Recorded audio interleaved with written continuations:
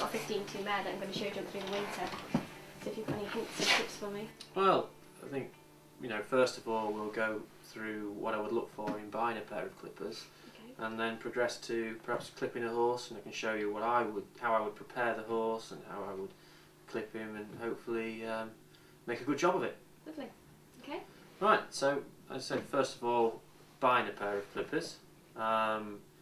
Don't be like I was in the beginning. Being a Yorkshireman, the first thing I did was try and save money, Right. buying the cheapest pair of clippers to do the job, which doesn't work. You've got to remember that you pay for what you get in this game, and if you start with a good pair of clippers, you don't want to be getting halfway through a horse and finding that they're not working properly. It's so tempting to buy a second-hand pair, which is perhaps nothing wrong with that if it's been well maintained, but if you're buying a pair that perhaps hasn't been well maintained, then all you're doing is buying trouble, and you don't want to get a quarter or half a way through a horse and you have to take him to a show jump competition that night looking like a patchwork quilt. Right.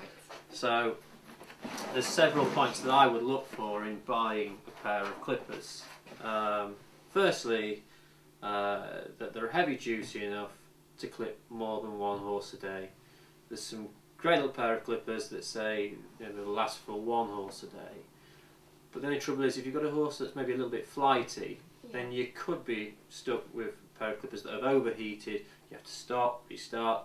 So again, I say you need a pair that's heavy duty enough to crack on and get the horse done without any problems there. If they're more heavy duty, do they tend to be noisier? Because she is quite... Well, again, if you're concerned about that, whilst buying a pair of clippers, wherever you're buying them from, shouldn't have a problem with you perhaps maybe starting a pair just so you can hear what they're like. That's one thing I would take into consideration. I mean, we have all sorts of different horses here, from young ones to the older, more experienced ones, and it's something I would always consider as well. Right. You don't want to be too noisy, and on the other hand, again, you don't want a pair that's perhaps too heavy in your hands. But as you get more experienced with your clipping, it could take only 45 minutes to clip a horse. But in the beginning, I remember when I first started, you going back, restarting, having a look at bits again, and it could take up to 2 hours. But if you've got a heavy pair of clippers, and the last point you get into is the horse's head, the last thing you want is a heavy pair of clippers whilst you're trying to clip round his eye socket, and his ears, etc. So you need a pair that is, of the right weight and comfortable to use. Okay. Also, another point I would look for is that the vents, which you to keep clean whilst clipping the horse, because these vents will actually fill up with hair, it's inevitable. But if they're out of the way of your hand, the more chance that the air from the vents will keep blowing the hair off. Yeah. But some clippers we've made a mistake in the past, they've had them a bit too close to your hand, and you're blocking it and again that only then causes your blades to heat up and cause you problems. The horse won't like it if they're being burnt as the clippers go on. Okay, these ones have got a plug. Can you get them, say there isn't any power at the arc, can you get them without? Yeah, there's cordless clippers. Right. But again, then you've got to make sure that you've charged them correctly. You must charge your battery of your cordless clippers. Right. Again, you don't want to get through.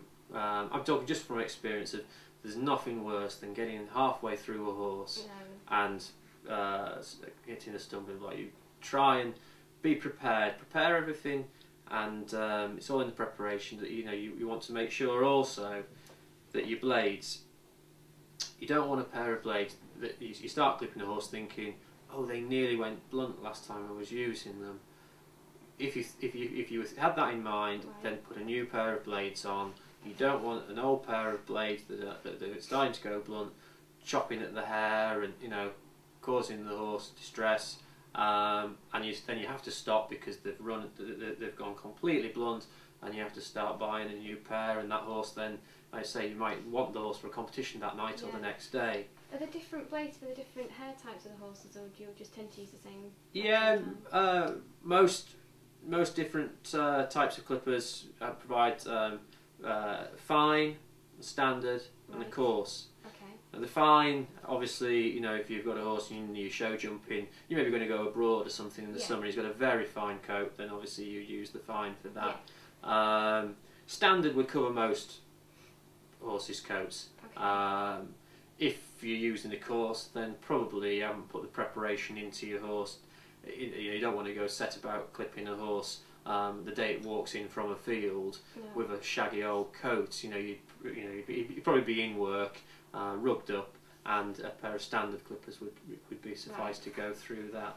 But again, whilst you were talking about the power and the lead, that's another point I always look for, is that you've got a good long lead on your pair of clippers, because it's inevitable you're probably going to have to use an extension cable, but you don't want the extension cable being dragged round the horse, etc., and make it rattling about. If you've got a long lead, it just helps you to be that little bit, work that bit easier, especially when you get high up round the horse's head.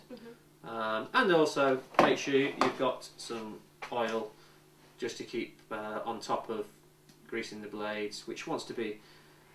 I know most clippers advise every 5 minutes. Okay. I tend to do it every 2 or 3 minutes. You just keep your clippers, because also the minute they start to get, you needing oil, they get noisier.